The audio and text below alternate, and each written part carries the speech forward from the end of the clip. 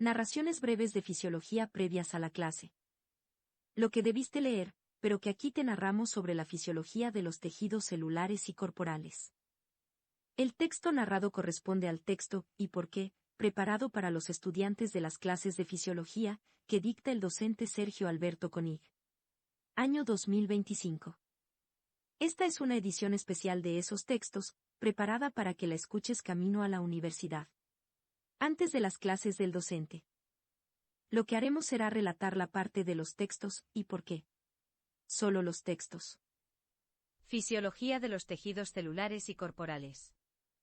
El contenido de esta narración considera: introducción al tema, anatomía de la célula, la membrana celular, la mitosis con el ciclo celular, meiosis, los orgánulos de la célula, los tipos de celdas, conclusión sobre el tema, las preguntas para validar conocimientos y el glosario. El episodio 2 lo hemos separado en partes para que puedas escucharlos con mayor facilidad. Esta es la primera parte en la que nos concentraremos en anatomía de la célula, la membrana celular, los orgánulos de la célula. En la segunda parte volveremos a hablar del núcleo, pero centrándonos en la mitosis y la meiosis. En la tercera parte te desafiamos a repasar conocimientos escuchando un glosario completo de los términos claves de este tema, la célula. Finalmente, la parte 4 la dedicaremos a entender cómo las células se agrupan y especializan para formar los tejidos, introduciendo los conceptos de reparación de tejidos. Vamos con esta primera parte. Aquí te listamos palabras claves. Se espera que seas capaz de definirlas claramente y de explicarlas a otro. Las asociadas a este tema son: membrana plasmática, organelos, transporte pasivo, núcleo, ciclo celular, transporte activo, citoplasma, transporte en masa. Sí, a cada una de estas palabras claves que hemos enumerado recién, las puedes definir, en forma clara y adecuada, puedes distinguirlas, y te animas a explicarlas, te será muy fácil avanzar. Si no, presta atención a lo que te narraremos a continuación. Como siempre, al final te haremos algunas preguntas, para que puedas poner a prueba tus conocimientos previos. Es para autoevaluarte y para que puedas llegar a la próxima clase, en forma bien preparado. Introducción. Para comprender el cuerpo humano y cómo funciona, y también cómo no funciona correctamente, es importante comprender la anatomía y la fisiología de la célula. Los organismos vivos muestran una amplia diversidad en cuanto a su tamaño, forma, color, comportamiento y hábitat. A pesar de esto, sin embargo, hay muchas similitudes entre los organismos, y esta similitud fundamental se conoce como la teoría celular. Esta teoría afirma que todos los organismos vivos están compuestos por una o más células y los productos de las células. A pesar del hecho de que las células pertenecen a diferentes organismos, y las células dentro del mismo organismo pueden tener diferentes funciones, hay muchas similitudes entre ellas. Por ejemplo, hay similitudes en su composición química, su comportamiento químico y bioquímico y en su estructura detallada. Momento. El Dr. Koenig pidió que antes de empezar con la introducción te pidiéramos muy especialmente que trates de conectar estos temas con lo que has visto en semestres anteriores. En otras actividades curriculares. También nos pidió decirte que cuando avancemos con otros temas y empecemos a ver la fisiología de los sistemas del cuerpo, te pedirá que te acuerdes de lo que aquí se ve. Empecemos. ¿En qué estábamos? En la introducción sigamos. Todas las células tienen muchas características, pero estas características pueden diferir de una célula a otra, como las siguientes. Las células son capaces de llevar a cabo ciertas funciones específicas, es decir, están activas. Las células necesitan consumir alimentos para vivir y llevar a cabo sus funciones. Aunque no tienen boca, todavía son capaces de atrapar y digerir sus alimentos y usarlos para el crecimiento y la reproducción. El término correcto para esto es endocitosis, rodean y envuelven organismos como bacterias y los digieren. Las células pueden crecer y repararse. Del mismo modo, las células pueden reproducirse a sí mismas. Lo hacen mediante un proceso conocido como fisión simple.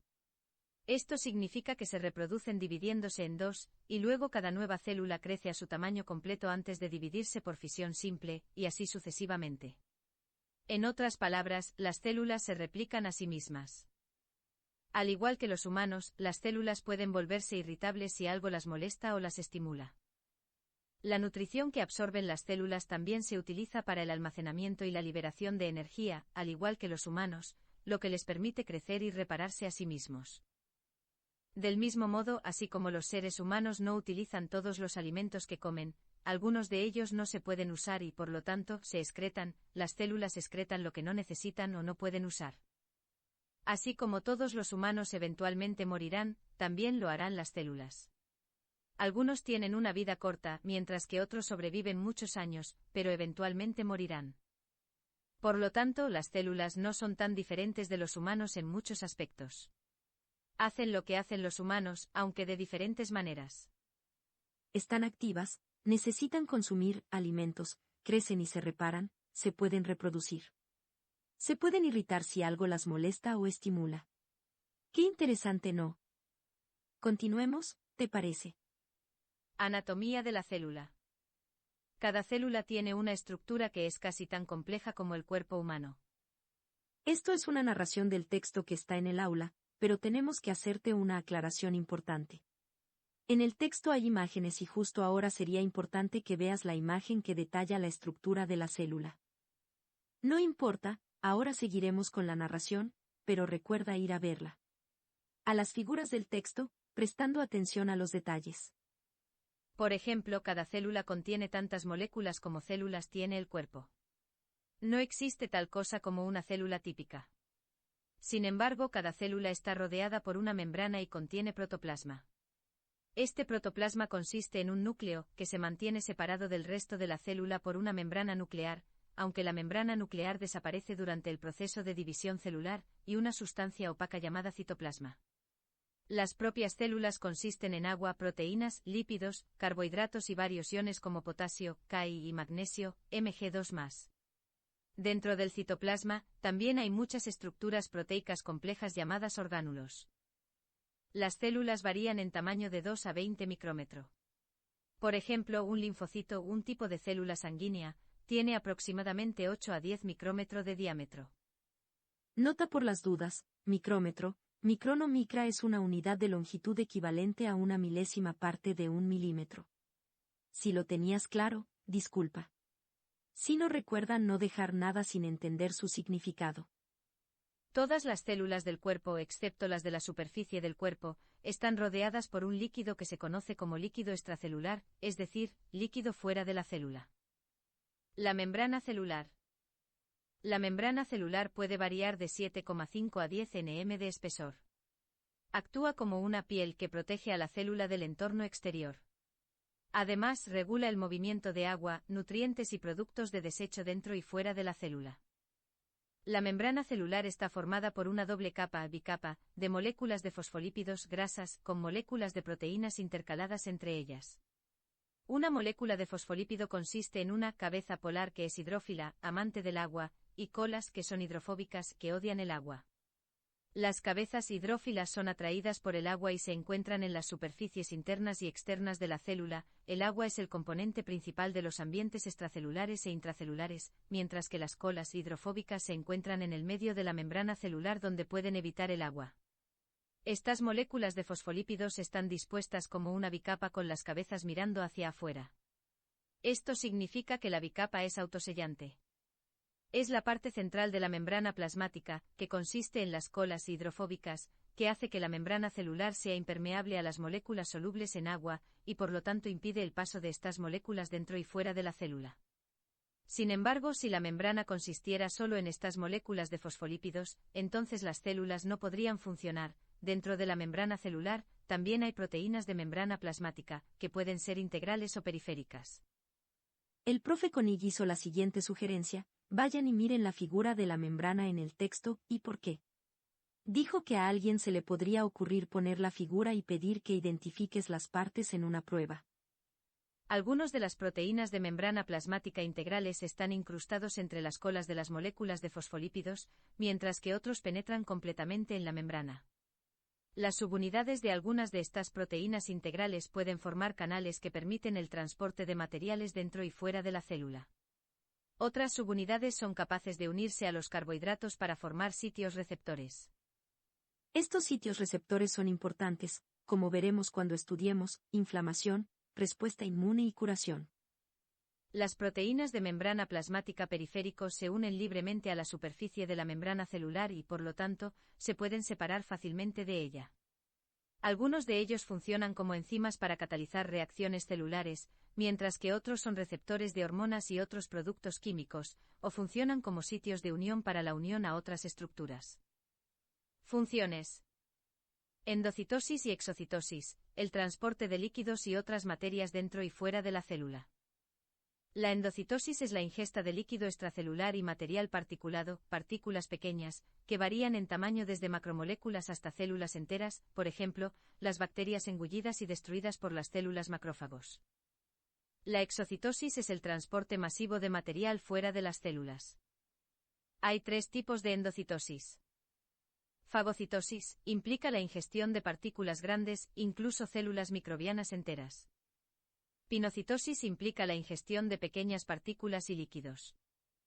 Endocitosis mediada por receptores, involucra partículas grandes, especialmente proteínas, pero también tiene la característica importante de ser altamente selectivo.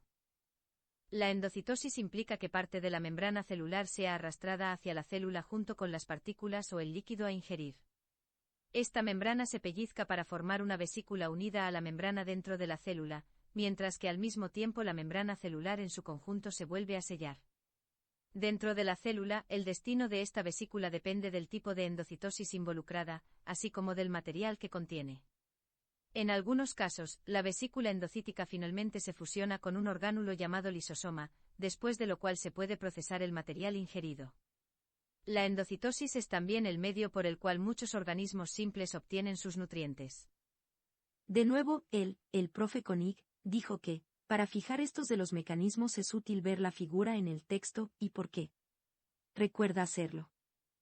Transporte a través de la membrana celular. Una de las propiedades clave de la membrana celular con respecto al transporte es su permeabilidad selectiva. Esto se refiere a su capacidad para dejar pasar ciertos materiales, mientras evita que otros lo hagan. Esta permeabilidad selectiva se basa en la hidrofobicidad, odio al agua, de sus moléculas componentes.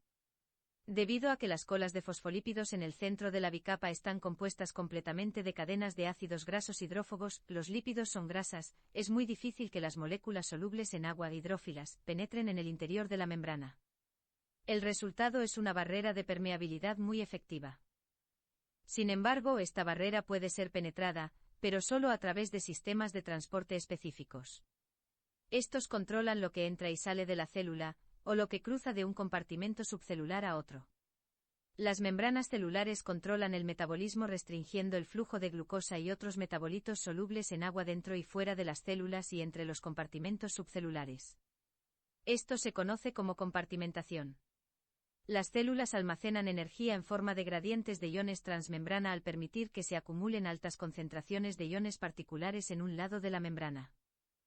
Los iones pasan del interior al exterior de la célula, o al revés, para que haya más suministros de estos iones justo fuera de la célula o dentro de ella, y la membrana controla la velocidad/diagonal velocidad a la que estos iones pasan a través de la membrana. La liberación controlada de tales gradientes de iones se puede utilizar para extraer nutrientes de los fluidos circundantes. Pasar mensajes eléctricos, conocido como excitabilidad nerviosa. Controle el volumen celular y detenga las células que estallan por el exceso de líquido. Para volver a la propia membrana celular, hay 4 factores que deciden el grado de permeabilidad de una membrana. Tamaño de las moléculas grandes no pueden pasar a través de las proteínas de la membrana integral, pero las pequeñas, como el agua y los aminoácidos, sí. Solubilidad en lípidos, grasas. Las sustancias que se disuelven fácilmente en lípidos pueden pasar a través de la membrana más fácilmente que las sustancias no solubles en lípidos. Las sustancias liposolubles incluyen oxígeno, dióxido de carbono y hormonas esteroides. Si un ion tiene una carga eléctrica opuesta a la de la membrana, entonces es atraído a la membrana y puede pasar más fácilmente a través de ella. Las proteínas integrales portadoras pueden transportar sustancias a través de la membrana, independientemente de su tamaño, capacidad para disolverse en lípidos o carga eléctrica de membrana. Hay 2 formas en que las sustancias pueden moverse a través de la membrana, pasiva o activa. Hay dos formas en que las sustancias pueden moverse a través de la membrana, pasiva o activa. Nota y disculpas, no hay un error en la grabación, solo que alguien pidió que lo repitiéramos. Para que fijes que hay dos formas distintas y que cada una de ellas tiene distintas variantes. Presta atención. Los procesos pasivos son: difusión, difusión facilitada, ósmosis, filtración. Los procesos activos son: bombas de transporte activas, endocitosis, exocitosis.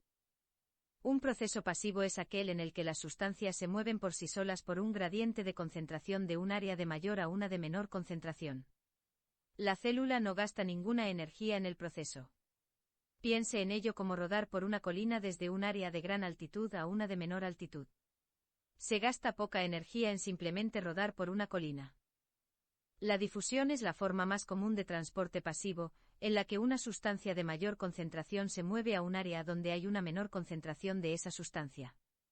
Esta diferencia entre las áreas de alta concentración y de baja concentración se conoce como gradiente de concentración. Este proceso de difusión es esencial para la respiración. Es a través de la difusión que el oxígeno se transporta de los pulmones a la sangre, y el dióxido de carbono hace el viaje opuesto de la sangre a los pulmones. La difusión facilitada es similar a la difusión, pero con una excepción. Para que este proceso tenga lugar, debe haber una sustancia que ayude, un facilitador. La glucosa se mueve utilizando este proceso. Aunque la glucosa puede moverse parte del camino a través de la membrana por sí sola, necesita algo más, una proteína portadora /diagonal transportadora, para darle ese impulso adicional para obtenerla completamente a través de la membrana. La ósmosis es el proceso en el que el agua viaja a través de una membrana selectivamente permeable de modo que las concentraciones de una sustancia que es soluble en agua, conocida como soluto, son las mismas en ambos lados de esa membrana. Esto se conoce como presión osmótica. Cuanto mayor sea la concentración del soluto en un lado de la membrana, mayor será la presión osmótica disponible para el movimiento del agua. Ósmosis, la debes haber escuchado, hablado y estudiado, espero, en otras asignaturas, osmosis. ¿No? Bien, el profe Koenig dirían que te pongas en modo conexión. Sí, recapitula lo aprendido, conecta con lo ya visto, y asocia los temas. Aprovecha para que sea un aprendizaje significativo. Vamos, que se puede. La filtración es similar a la ósmosis, excepto que la presión se aplica para empujar agua y solutos a través de esa membrana. El corazón es un proveedor importante de la fuerza que puede conducir a un tipo de filtración renal, ya que empuja la sangre hacia los riñones, donde puede tener lugar la filtración de la sangre. Un proceso activo es aquel en el que las sustancias se mueven contra un gradiente de concentración de un área de menor a una de mayor concentración. Para hacer esto, la célula debe gastar energía. Esto se libera al dividir el trifosfato de adenosina, ATP, en difosfato de adenosina, ADP y fosfato. El ATP es un compuesto de una base, un azúcar y 3 grupos fosfato-trifosfato. Estos grupos fosfato se mantienen unidos por enlaces de alta energía, que cuando se rompen liberan un alto nivel de energía. Una vez que uno de estos enlaces de fosfato se ha roto y se ha liberado un grupo fosfato, ese compuesto ahora tiene solo 2 grupos fosfato-difosfato. El grupo fosfato liberado a su vez se une con otro grupo ADP, formando así otra molécula de ATP, con energía almacenada en los enlaces fosfato, y todo el proceso continúa repitiéndose. Figura ósmosis. La energía es necesaria porque la célula está tratando de mover una sustancia a un área que ya tiene una alta concentración de esa sustancia. Piensa de nuevo en una colina. Al subir una colina, se gasta mucha energía. Obviamente, cuanto mayor es la concentración ya presente, más energía se requiere para mover más moléculas de la sustancia en particular en esa área. Cuanto más empinada es la colina, más energía se utiliza. Por ejemplo, las células contienen una gran cantidad de potasio, K, y por lo tanto, se requiere energía para transportar más potasio a través de la membrana y hacia la célula. Ahora pasamos a lo que hay dentro de la membrana celular, comenzando con el citoplasma. Citoplasma. El citoplasma es una sustancia fundamental, también conocida como matriz, en la que se encuentran varios componentes celulares. Cito significa célula, por lo que cualquier palabra que tenga cito tiene que ver con las células. El citoplasma en sí mismo es un fluido grueso, semitransparente y elástico que contiene partículas en suspensión y el citoesqueleto. El citoesqueleto proporciona soporte e imparte forma a la célula. Además, está involucrado en el movimiento de estructuras en el citoplasma porque algunas células pueden cambiar de forma, por ejemplo, las células fagocíticas. Papel del citoplasma. Químicamente el citoplasma es 75 a 90% de agua más compuestos sólidos, principalmente carbohidratos, lípidos y sustancias inorgánicas, y es la sustancia en la que se producen las reacciones químicas. El citoplasma recibe materias primas del entorno externo, como los alimentos digeridos, y las convierte en energía utilizable por reacciones de descomposición. Además de la descomposición de las materias primas para producir energía, el citoplasma es también el sitio donde se producen, nuevas sustancias para el uso de la célula. Es el lugar donde se empaquetan varios productos químicos para su transporte a otras partes de la célula o a otras células del cuerpo. Es en el citoplasma donde varios productos químicos facilitan la excreción de materiales de desecho. Núcleo. Al considerar el núcleo, una analogía simple es pensar en él como el cerebro de la célula. Las células procariotas no tienen núcleo, pero las células eucariotas sí. Las células eucariotas se encuentran en animales y plantas, mientras que las células procariotas son muy típicas de las bacterias. En muchos sentidos, las células procariotas son menos complejas y a menudo más pequeñas que los eucariotas. Sin embargo, no todas las células humanas poseen un núcleo. Un ejemplo de una célula sin núcleo es el glóbulo rojo. En otro episodio describiremos la forma cóncava de los glóbulos rojos maduros. Esto se debe a que la falta de un núcleo significa que el glóbulo rojo colapsa sobre sí mismo. Además, solo para hacerlo más confuso, algunas células pueden tener más de un núcleo, por ejemplo, algunas células de fibra muscular. Algunos datos sobre el núcleo son los siguientes. El núcleo es la estructura más grande de la célula. Está rodeado por una membrana nuclear. Esta membrana nuclear tiene dos capas y, al igual que la membrana celular, es selectivamente permeable. El protoplasma dentro del núcleo no se llama citoplasma, se llama nucleoplasma. El núcleo asume una gran responsabilidad tanto por la mitosis como por la meiosis, ver más adelante.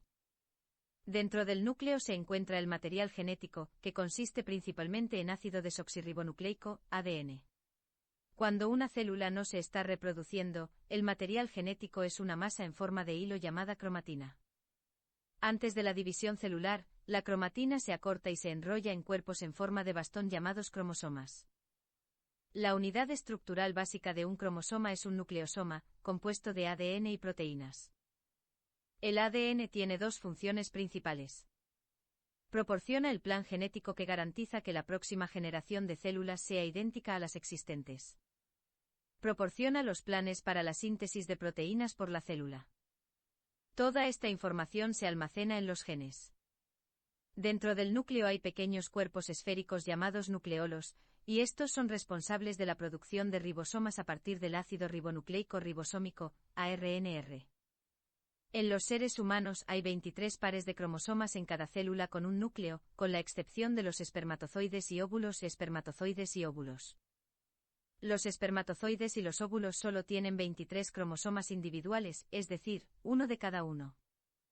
Los cromosomas son los mismos para hombres y mujeres, excepto por un par, los cromosomas X e Y. Son estos cromosomas los que determinan si un bebé va a ser hombre o mujer. Aviso importante.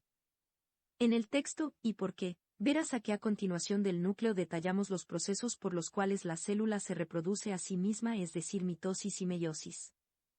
Para esta narración y para lo que necesitaremos en las actividades que se tienen planificadas, preferimos que escuches a continuación del núcleo las otras partes que conforman las células. El profe Koenig dijo que, veremos en la parte 2 de este episodio esos procesos en detalle. Continuemos. Los orgánulos. Todas las células contienen muchos orgánulos, órganos pequeños. Retículo endoplasmático. Se cree que el retículo endoplásmico se forma a partir de la membrana nuclear. El retículo endoplasmático consiste en membranas que forman una serie de canales, llamados cisternas, que dividen el citoplasma en compartimentos. Las cisternas se ocupan del transporte de materiales, principalmente proteínas.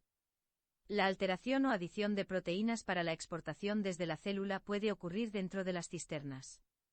También contienen una serie de enzimas de importancia en el metabolismo celular, como enzimas digestivas, enzimas involucradas en la síntesis de esteroides y enzimas responsables de una variedad de reacciones que conducen a la eliminación de sustancias tóxicas de la célula.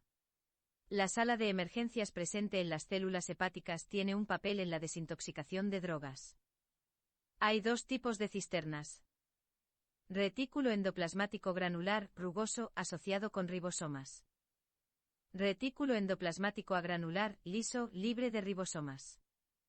El retículo endoplasmático granular está particularmente bien desarrollado en células que sintetizan, producen y exportan proteínas activamente.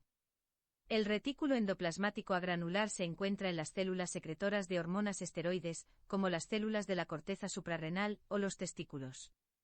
Los ribosomas incluyen pequeñas partículas de ARN sobre las que tiene lugar la síntesis de proteínas que necesita la célula, y se forman en los nucleolos.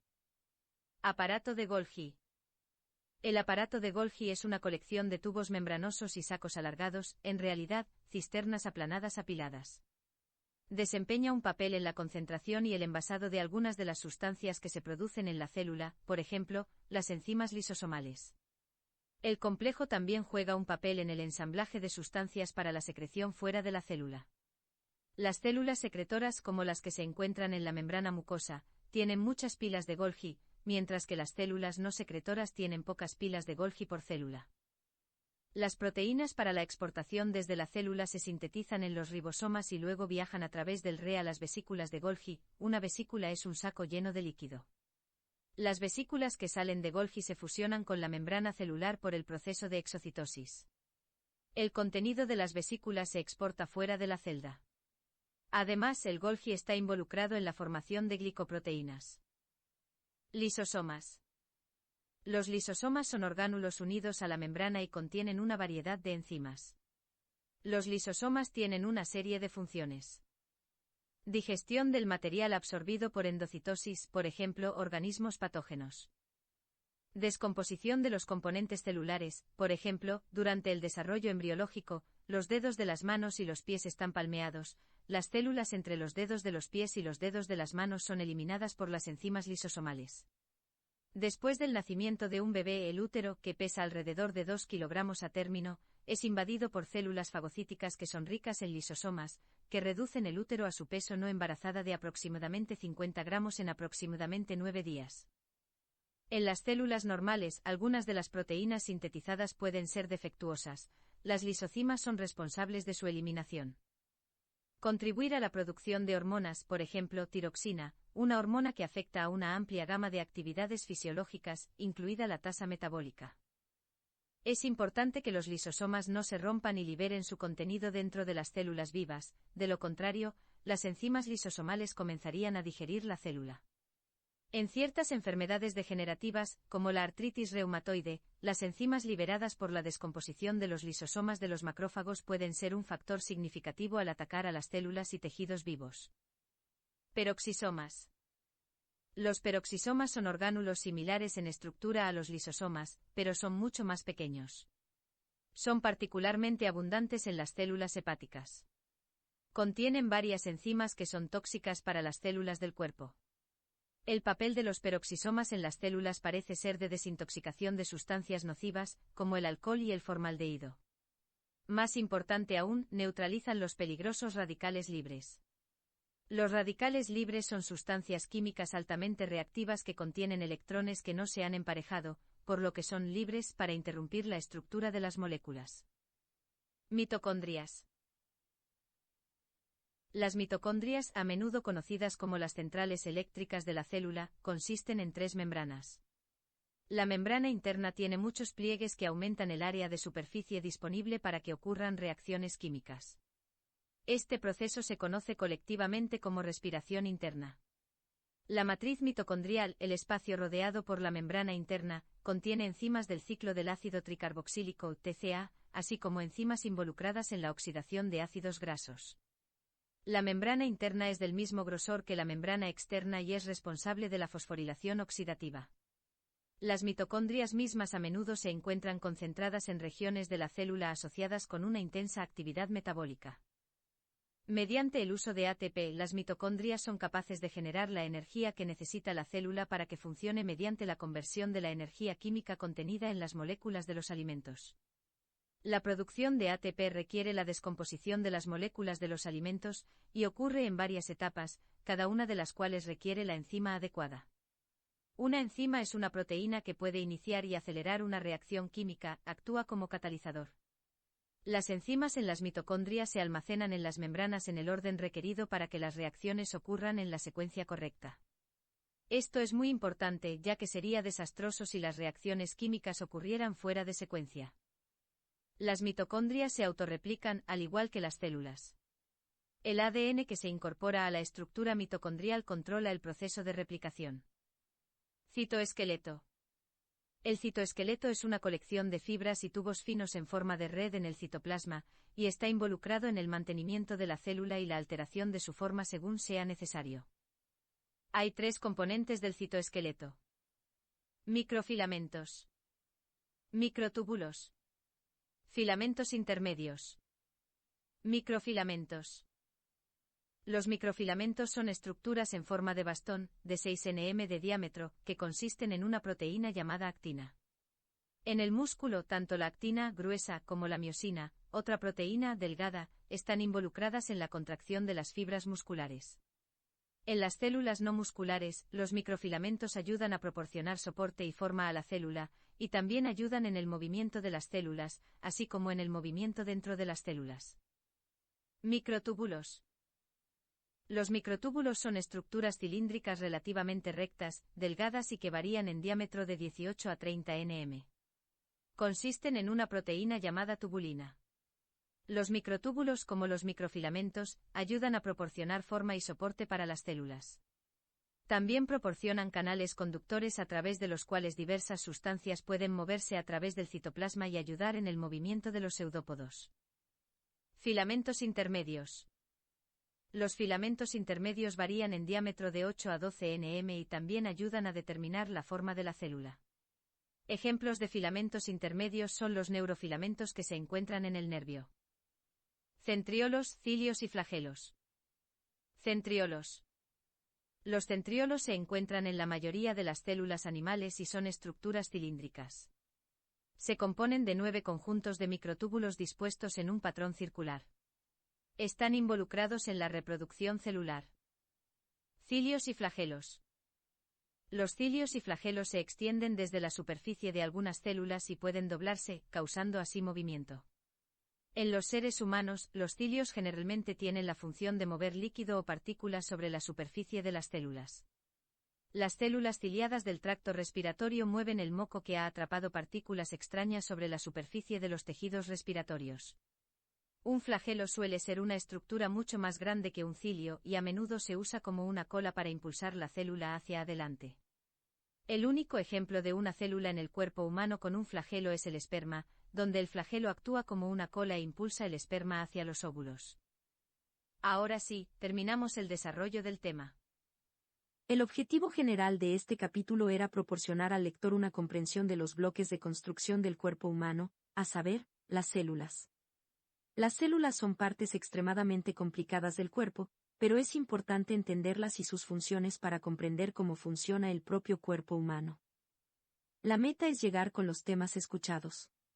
Insistimos que, queremos que, prestas atención a lo que se oye, es decir, escuchar. No solo, percibir con el oído los sonidos, que es oír. Es para sacarle el mayor jugo posible a la clase, y dedicarse a profundizar en lo que cuesta más. Aquí termina la narración del texto que necesitábamos escucharas, y que ojalá leyeras en realidad, antes de la próxima clase. Las preguntas para poner a prueba tus conocimientos, las dejamos antes del glosario. En las preguntas que te presentaremos solo esperamos que pienses si te animarías a responderlas. En forma fluida y con claridad.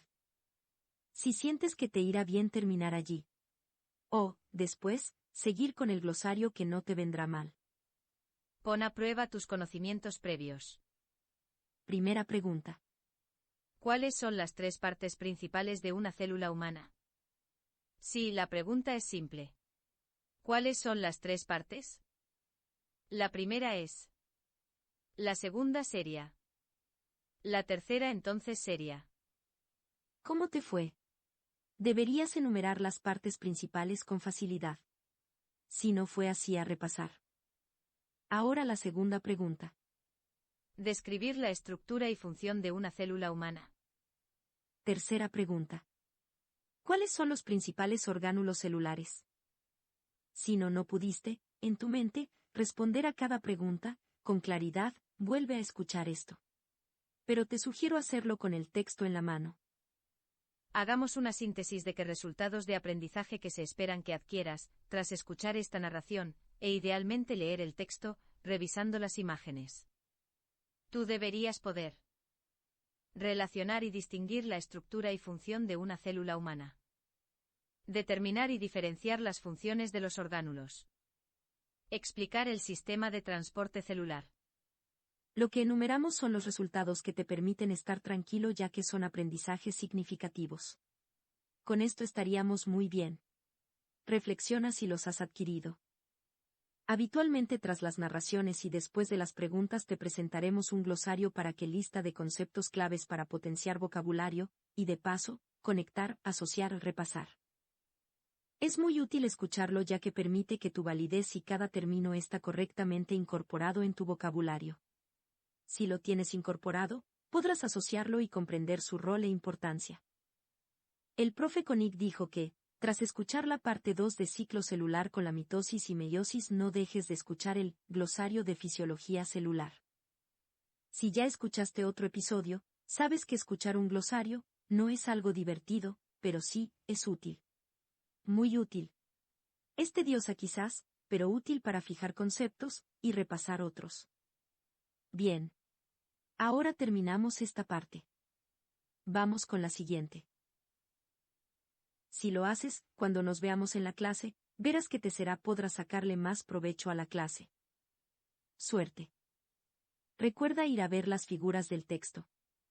Este material fue especialmente preparado y adaptado como narración por el docente Dr. Sergio Alberto Koenig, SAC. Aclaraciones. Esta narración está basada en los textos que tienes disponibles en el aula, texto y por qué. Son una adaptación especial para que puedas escucharlos mientras vas camino a tu clase. Esto no reemplaza a la versión vigente, que está publicada en el aula virtual de la asignatura.